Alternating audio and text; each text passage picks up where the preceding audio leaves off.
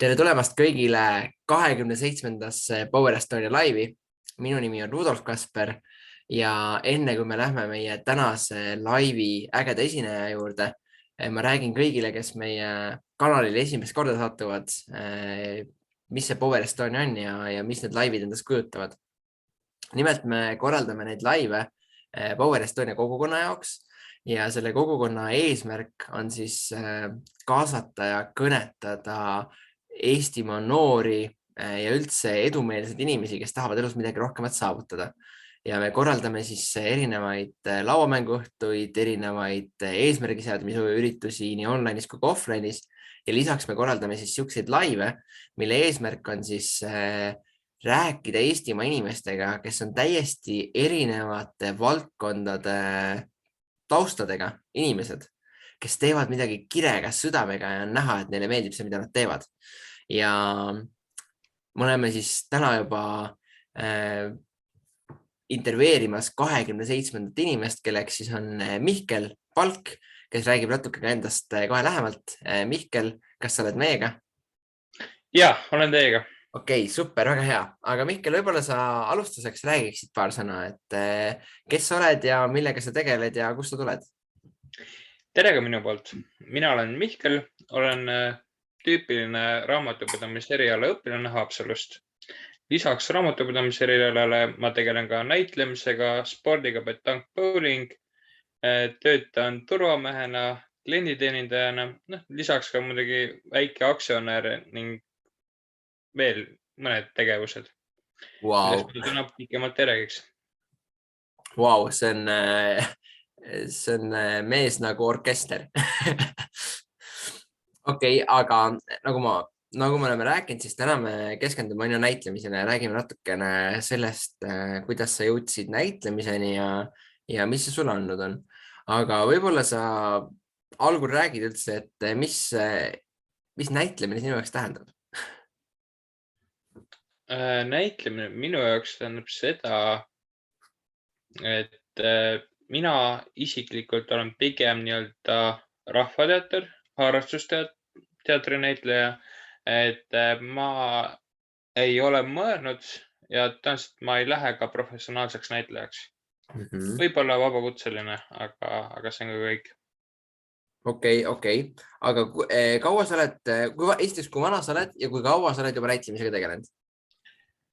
Mina olen 23-aastane ja tõenäoliselt ütleme jämedalt 17 aastat. Jah, sellest, kes ei oleks lapsena näidelnud, et mina alustasin, ütleme 4-5 aastaselt, hakkasin juba vanematele nii-öelda teatrit tegema, ehk siis tõmbasin teki toolide peale ja ise läksin, tegin seda nukuteatrit, et karud ja mis meil seal kõik olid, koerad, eks ole, et tegin nii-öelda seda nukuteatrit ja siis vahepeal kadus see mul elus ära ja 3. klassis tuli minu juurde kooli teatriringi õpetaja ja ütles, et Mihkel, et kas sa oleksid huvitatud meie kooliteatriga liituma. Ja seal nii-öelda see suurem pisik algaski, et seal esimesed tükid olid üsna pisikesed. Ma mängisin seal nii ratas kui ka kivi, eks ole.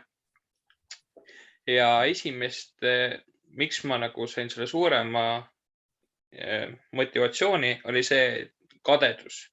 Ehk siis esimestele kooliteatrite festivalile mind kaasa ei võetud. Ja seepärast ma tahtsin parem olla, et kaasa saada. Ja siis ütleme 7. klassis mul õnnestuski saada Läänemaa kooliteatrite festivalile ja seal kohe ka sain tunnustuse parima kõrvalosa täitmise eest.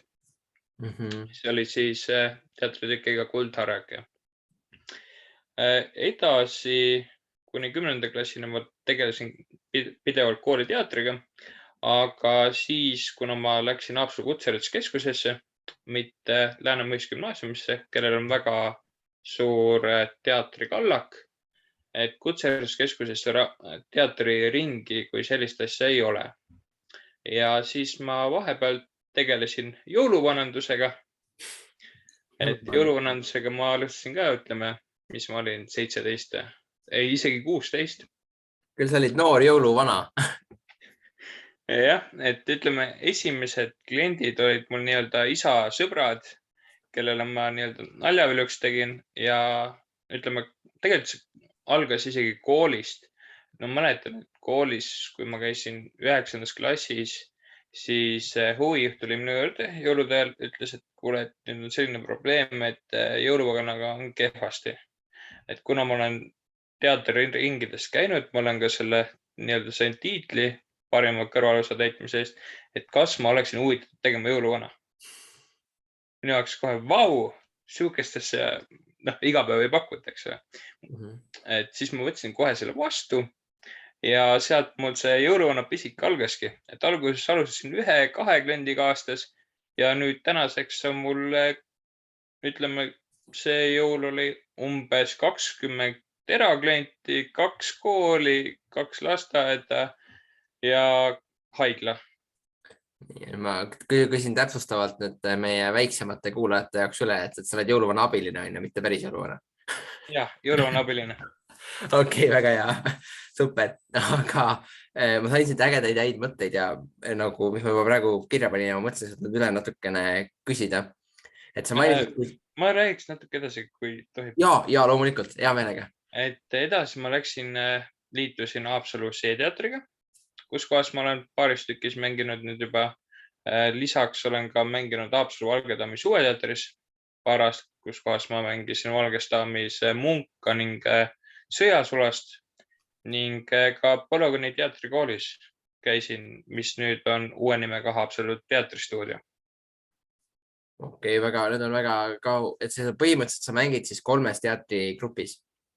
Põhimõtteliselt küll, jah. Okei, väga lahe.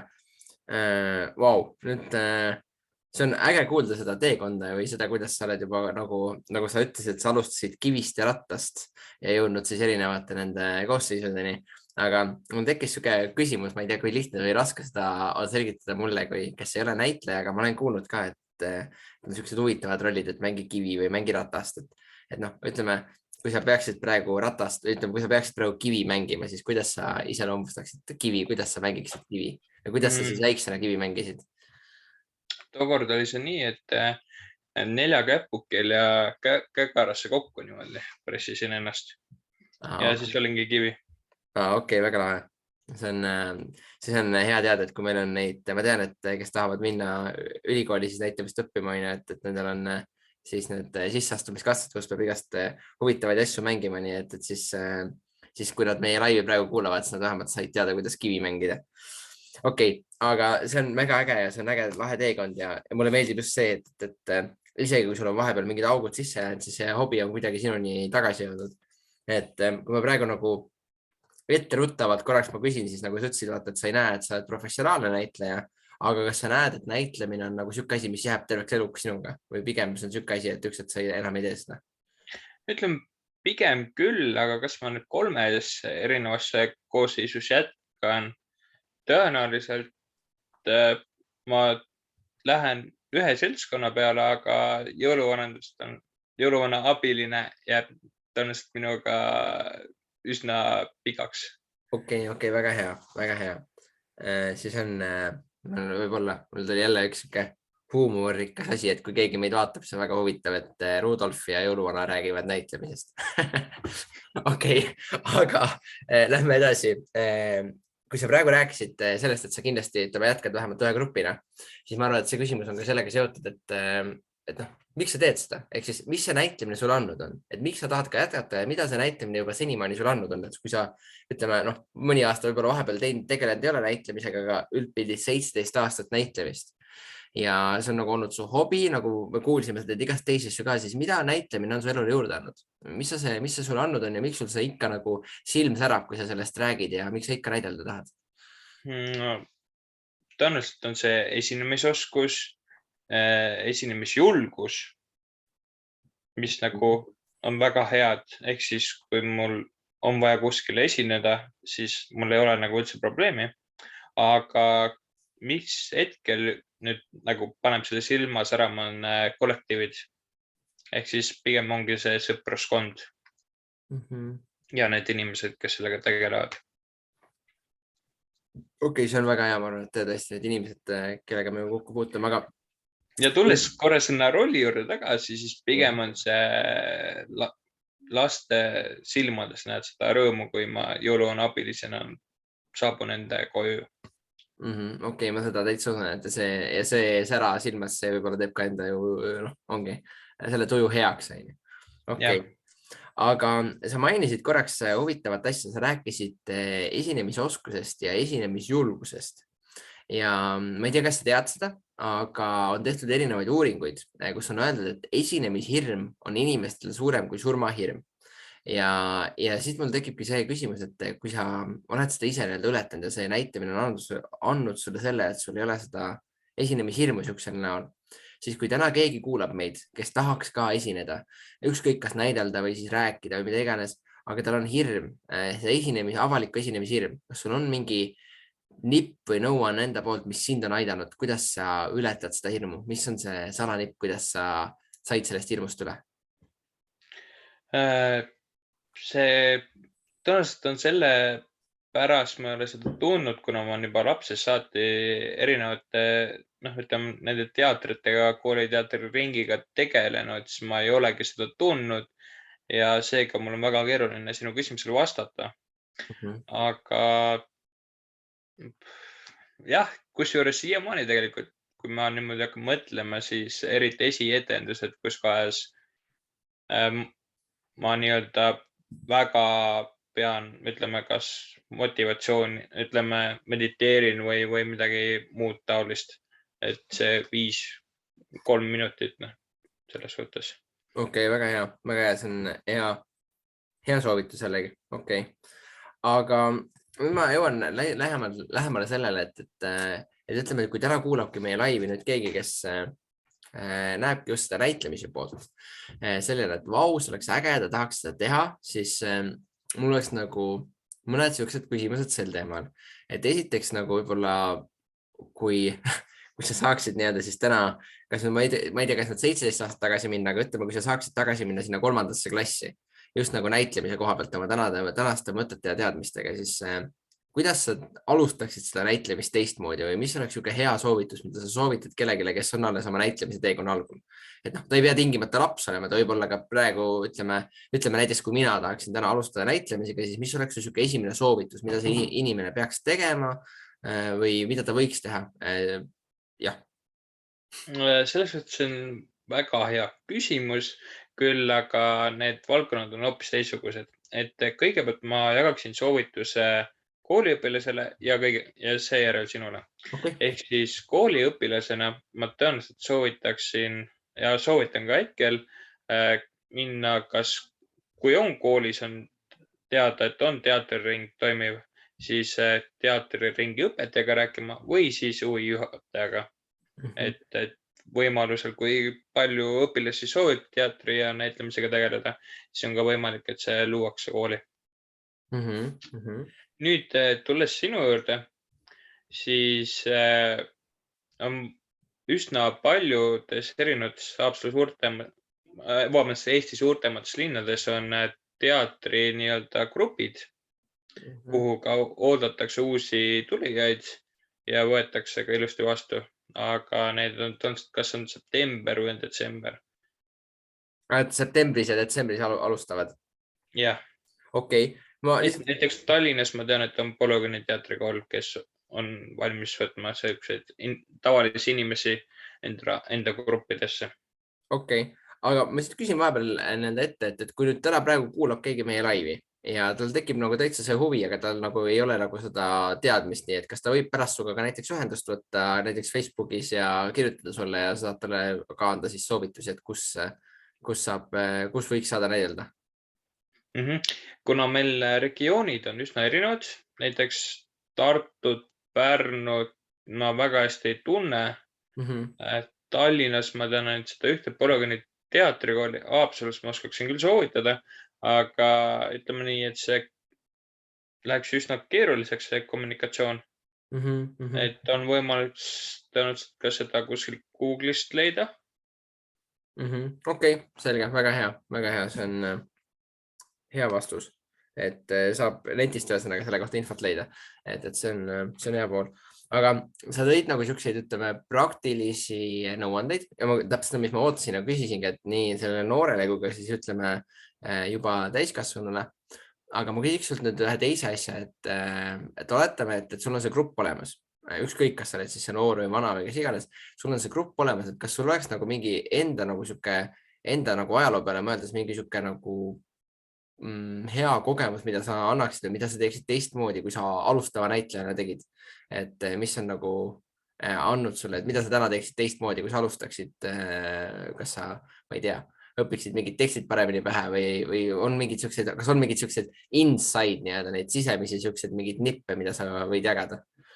Tõenäoliselt üks asi on see, milles ma nagu olen tagantjärgi olen natukene kahetsenud, on see, et kuigi mul on pakutud üsna mahukaid rolle, kus kohas on ka üsna palju teksti, siis ma olen nendest keeldunud. Tagantjärgi pigem olen selle üle kurb, et ma keeldusin nendest. Et tõenäoliselt ma soovitaksin rohkem asju vastu võtta. Mida rohkem sa asju vastu võtad, seda teadlikumaks sa teiste suhtes ka muutud ja sulle pakutakse ka edaspidi häid rolle. See on nüüd väga hea soovitus, mis läheb ka laiemalt inimestele, kes meil ei ole näitlemise huviga ja kuulavad seda laivi lihtsalt, et näha inimest, kes teeb midagi kirega. Et ma arvan, et see on teile kõigile hea mõte, et kui teile pakutakse mingeid võimalusi, siis kui te ärge kartke, võtke neid vastu. Ma arvan, et see on üks väga hea mõte siit, et ma olen siin juba terve aeg, kui me oleme rääkinud, ma olen siin pool A4 märkmeid juba saanud teha endale, et siin kindlasti ma soovitan ka kõigile meie laivi kuulajatele, et kindlasti tehke märkmeid, sest läbi selle meil jääb rohkem seda infot meelde ja me talletame seda paremini. Aga Mihkel, mul on sulle järgmine küsimus.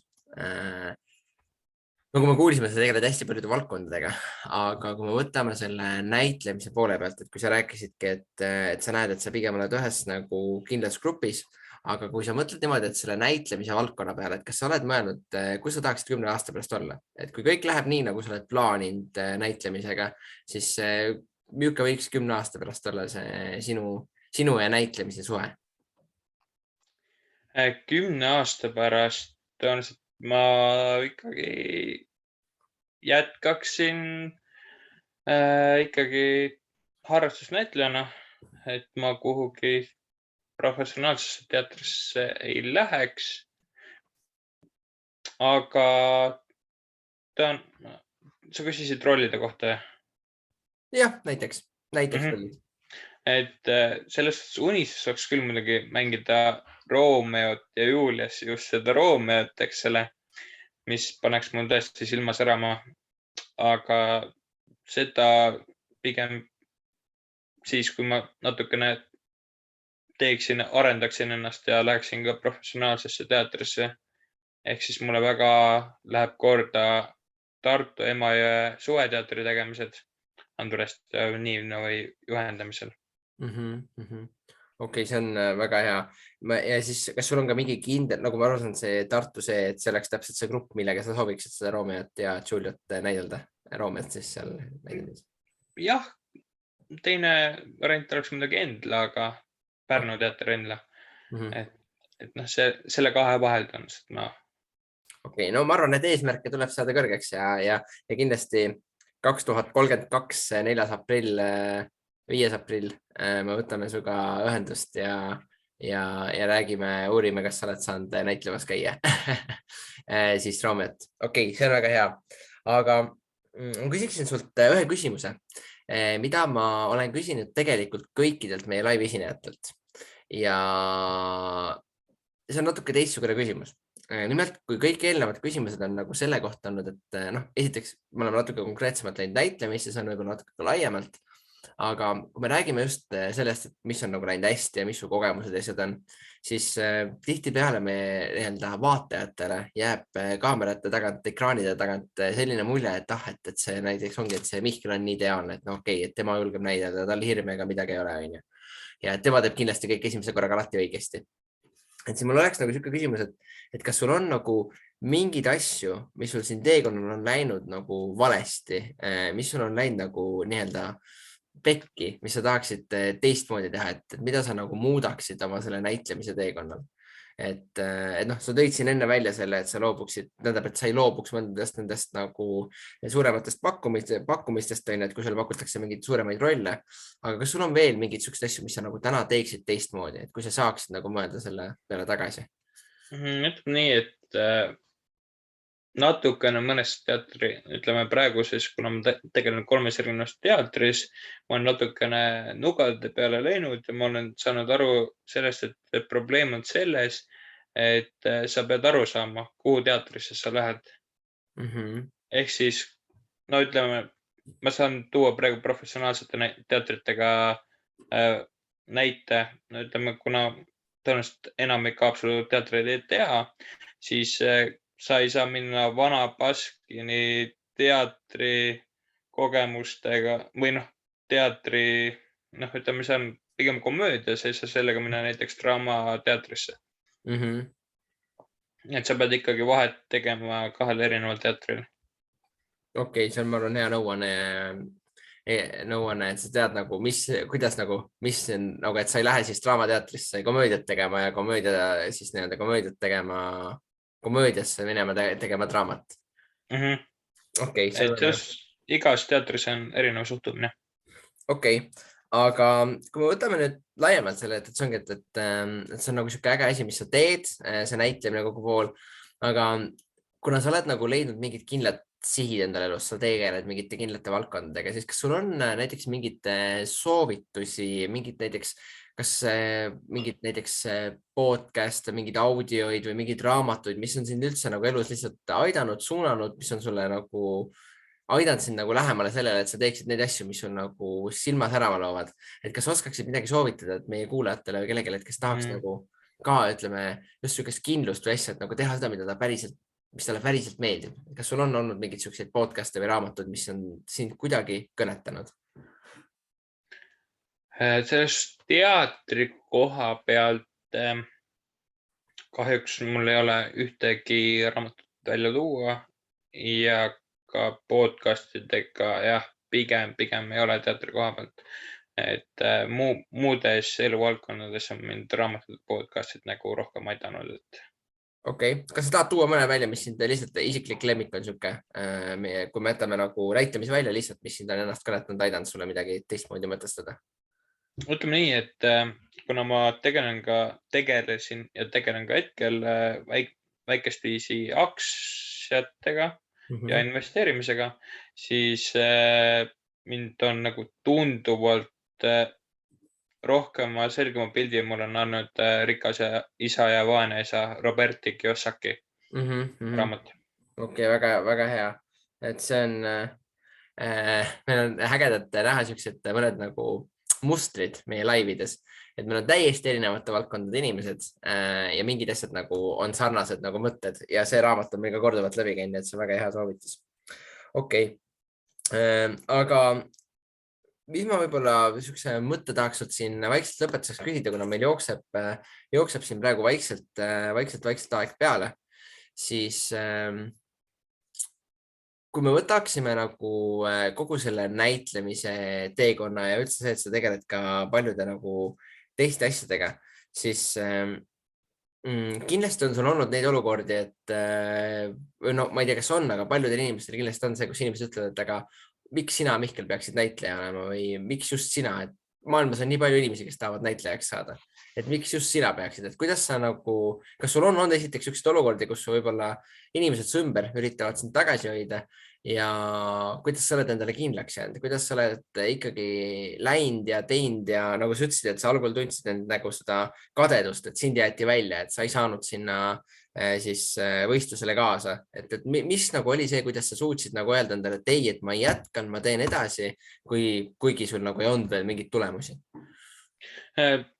Pigem on see, et sihuke rumal väljend küll, aga mõnes mõttes on õige, terve elu olen mõelnud selle peale, et ma hakkan näitlejaks, mitte ma tahan saada näitlejaks. Ehk siis tehku teised, mis tahavad, kui ütlevad, et ma ei sobi näitlejaks, siis tõenäoliselt ma lihtsalt ei sobi nende gruppi.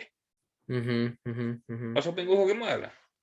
Okei, see on, ma arvan, väga hea siuke mõte, mida võtta igasse valdkonda taaskord ka kaasa. Ja nüüd kujutame korraks ette, siuke viimane küsimus sulle. Kujutame ette, et kogu meie eelnev vestlus läheb kaduma ja mitte midagi pole kuulnud, mitte ühtegi sõna ega mõtet, mis me rääkisime, ei ole olnud. Ja sa saad lõpetuseks jätta meie laivi kuulajatele ühe mõtte, ühe lause, see võib olla mitu lauset, aga ühe mõtte endast. Mis mõtte sa tahaksid neile jätta? See ei pea olema näitlemisega seotud, see võib olla näitlemisega seotud, aga üks mõte, mida sa tahaksid jätta meie kuulajatele. Selles suhtes, et ma teeksin seda laivi uuesti. Okei, jah, see on ka, seda on väga äge kuulda, aga ütleme, et kui inimestele jääb üks lause meelde sinust, et mida sa tahaksid võib-olla mingit sõnumit või asja nendele kaasa anda, nendele nii-öelda tee peale või elu peale, et mis sa tahaksid, et need inimesed sellest laivist saaksid? Et mina pigem soovitaksin seda, et pigem olla tegusalt õnnelik, kui püüda midagi, mida sa ei armasta. Tegusalt õnnelik. Tegevuselt õnnelik. Pigem seista targalt, kui rumalalt joosta. Okei, väga tark ja sügav mõte. Aga aitäh sulle, Mihkel. Aitäh kõigile meie kuulajatele. Me oleme siis nüüd selle laiviga jõudmas vaikselt lõppu ja kindlasti enne kui me siin veel lõpetame, siis ma küsiks Mihkel, et kui nüüd kellelgi tekkis laiemalt üldpildis küsimusi näitlemise kohta, siis kas me võime panna ka sinu andmed siia nagu profiil, näiteks Facebooki siia alla, et kui keegi tahab, võib suga ühendust võtta ja sult otse küsida küsimusi näitlemise ja sinu kohta? Ja võib ikka. Okei, super. Aga siis aitäh kõigile meie kuulajatele. Kindlasti jälgige meid Instagramis, likeige meid Facebookis ja subscribe'ige meid YouTube'is, et te näeksite meie järgmiseid laive ja kindlasti vaadake ja kuulake rohkem meie tegevuste kohta siis igast sotsiaalmeedia platvormist. Aga aitäh teile ja näeme juba järgmises laivis täpselt 6 aja pärast. Aga ilusat õhtut teile ja aitäh sulle, Mihkel, veel kord tulemast. Tšau! Tšau!